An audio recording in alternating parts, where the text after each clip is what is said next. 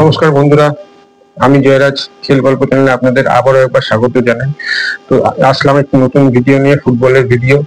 গতকাল ইন্ডিয়া আন্ডার-23 এবং তাজিকিস্তান আন্ডার-23 একটি ফ্রেন্ডলি ম্যাচ অনুষ্ঠিত হয়েছে। সেই ব্যাপারে আমি কিছু তথ্য আপনাদের সাথে শেয়ার করব। তো এই খেলাটি প্রথমে আমি বলি, এই খেলাটি হয়েছিল তাজিকিস্তানে। এটি ফ্রেন্ডলি ম্যাচ ছিল এবং ইন্ডিয়া যথেষ্ট ভালো পারফরমেন্স করেছে, হয়তো ম্যাচটি জিতে যেত। তো খেলার রেজাল্ট সম্পর্কে বলি, ইন্ডিয়া 3-2 গোলে তাজিকিস্তানের কাছে হেরে যায়। প্রথমে ইন্ডিয়া 33 মিনিটে সোহেল আহমেদ ভাটের গোলে 1-0 এগিয়ে যায়। এই সোহেল আহমেদ ভাটকে ইন্ডিয়ান ন্যাশনাল টিমে এইবার জায়গা দেওয়া হয়নি, মানে স্কোয়াডে রাখা হয়েছে, খেলতে নামানো হয়নি। এএফসি কোয়ালিফায়ার ম্যাচে হংকং এর এগেইনস্টে ইন্ডিয়া হেরে। প্রপার স্ট্রাইকার সোহেল আহমেদ ভাট থাকা সত্ত্বেও খেলা নয় কাকে না, আশিক পুনিয়ানকে। সেই আশিক পুনিয়ান ওপেন দুটো সিটার মিস করে। যদি আমি হলফ করে বলতে পারি, সেখানে যদি সোহেল আহমেদ ভাট থাকতো তাহলে একটা না একটা গোল করতো। দুটো আমি ছেড়ে দিলাম, একটা গোল করতো। এবং প্রথম যে সিটারটা মিস করেছে সেটা সেই রকমই একটি গোল করেছে। তো তাকে নেওয়া হলো, মালনু মার্কেস নিল এবং বললেন যে ইন্ডিয়াতে অনেক ইয়ং ট্যালেন্ট আছে, কিন্তু কোথায়, তাকে চান্স দেওয়া হলো না। খেলার প্রসঙ্গে আসি, ইন্ডিয়া আন্ডার-23 টিম প্রথমে 33 মিনিটে গোল করে এগিয়ে যায় এবং ফার্স্ট হাফ 1-0 লিড নিয়ে ইন্ডিয়া শেষ করে।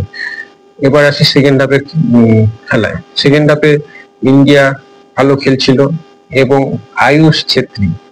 আয়ুষ ছেত্রী কি করলেন, না ট্যাকেল করলেন না কি করলেন বোঝা গেল না, ডাবল মাইন্ডেড হয়ে গেছিলেন।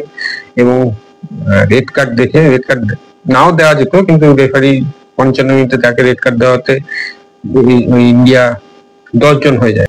অনেকটাই খেলাটা শূন্যচেরা হয়ে যায়। তো দেখা যায় তারপরেই 59 মিনিটে তাজিকিস্তান একটি গোল করে খেলার সমতা ফেরায়।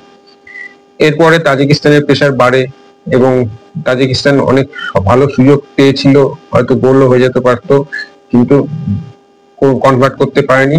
এরই মধ্যে পার্থিব গগৈ 85 মিনিটে আবার গোল করে দেয় এবং অসাধারণ একটা গোল করে ইন্ডিয়াকে 2-1 লিড দেয়। তারপরে খেলা চলতে চলতে শেষের দিকে আসে এবং এই একটি ফ্রেন্ডলি ম্যাচ, যেটা দেখা যায় যে 6 মিনিট এক্সট্রা টাইম দেওয়া হয়েছে। 6 মিনিট। তো 6 মিনিট কেন দেওয়া হলো, কি দেওয়া হলো জানা মানে আমার চিন্তার বাইরে। 90 মিনিটে আবার তাজিকিস্তান গোল করে 2-2 করে এবং 95 মিনিটে আরেকটি গোল করে 3-2 এগিয়ে গিয়ে লাস্টের ফুল টাইম হয় এবং তাজিকিস্তান ম্যাচটি জিতে যায়। তো ফ্রেন্ডলি ম্যাচ যদিও ছিল, কিন্তু ইন্ডিয়ার আন্ডার-23 প্লেয়াররা, এই প্লেয়ারগুলো যথেষ্ট ভালো পারফরমেন্স করে এবং তাজিকিস্তানের মাটিতে গিয়ে পারফরমেন্স করে তাজিকিস্তানের মতো টিমকে ভালো বেগ দেয় এবং জিতেই যায়। কিন্তু আনফরচুনেটলি 10 জনেও খেলেছিল এবং খেলে লিডও নিয়ে নিয়েছিল, জিতেও জিতে যেতে পারতো, এক্সট্রা টাইম না দেওয়া হতো, বা ড্র হয়ে যেতে পারতো, কারণ 51 মিনিটে গোল খেয়ে ওরা তাজিকিস্তান সমতা ফেরায় 2-2 হয়। কিন্তু 6 মিনিট এক্সট্রা টাইম দেওয়াতে আনফরচুনেটলি সেই টেম্পারটা ধরে রাখতে পারেনি আমাদের ইন্ডিয়ান আন্ডার-23 প্লেয়াররা।